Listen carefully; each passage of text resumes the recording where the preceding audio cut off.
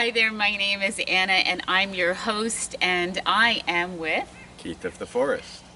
We are part of NatureCures. We are worker bees for Mother Nature, and we have beautiful gardens here in the Trent Lakes area. We are also food rescuers, and today we are going to be rescuing some apples that are falling to the ground. And so we're going on a road trip, and then we're going to come back to our health shack here, and we'll share some tips on what you can do with those beautiful, healthy treasures in the kitchen. Foraging we will go. Foraging we will go, right? All Yeah. right, let's go.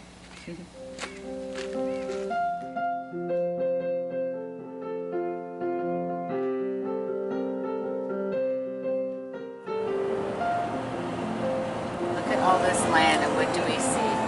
It's mass destruction of land. Monoculture.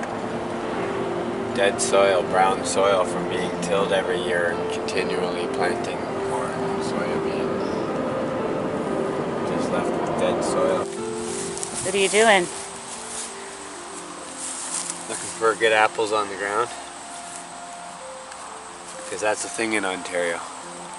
And you know, more apples hit the ground in Ontario than grow in Niagara region. Really? Yeah, and go to waste every year. Okay, apples. One of them a day will keep the doctor away. Right? Didn't you ever hear that saying? How come we never hear that saying during a whole pandemic for over a year and a half now? I've never once heard the media tell anybody to eat an apple.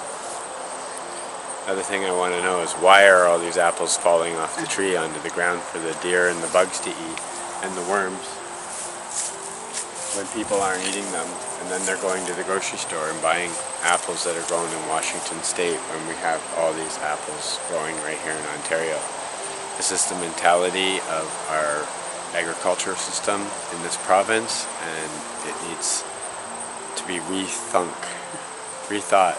We need to rethink the whole system of why we're letting food go to waste here on our own precious land. Right? Well, we spray all of our fields to grow corn. Why aren't we growing more apples and grapes and fruits and vegetables on our land? Why is it all GMO corn, soybean, and hay for cows when we could be having orchards like this? I would be taking an orchard like this and taking a more holistic approach to managing it, and that would mean adding some polyculture around the trunks of each tree, putting in some native plants, some comfrey, some nitrogen fixing, some dynamic accelerators that are also going to help control the bug population, feed nitrogen into the tree, and naturally give the tree a holistic environment to live in, so we don't have to use synthetics and sprays. I'm looking forward to getting back into the kitchen and getting these apples into a crock pot. I'll be peeling these apples and saving the apple peels for different delights. Cutting up slices into a crock pot. Adding some coconut oil, cinnamon, and maple syrup, and cooking that for an hour or so until you get this beautiful apple sauce that you can top on many meals. Today I'll be putting it with yogurt, granola, hemp seed, and of course my favorite sweetener, maple syrup and honey. So there you have it, an apple granola yogurt breakfast. And for an awesome smoothie, mix apple, kale, peppermint with some water and sweetener, and you've got a healthy shake. And why not add an apple slice to tea? I can't resist cutting an apple in half and seeing how those seeds are nestled in that beautiful star. It reminds me of the abundance that is provided in nature. And a great craft to do with the kids is apple core stamping.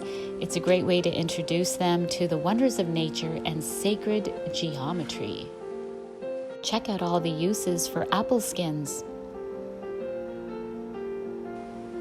I think I'll plop a piece of apple into my coffee.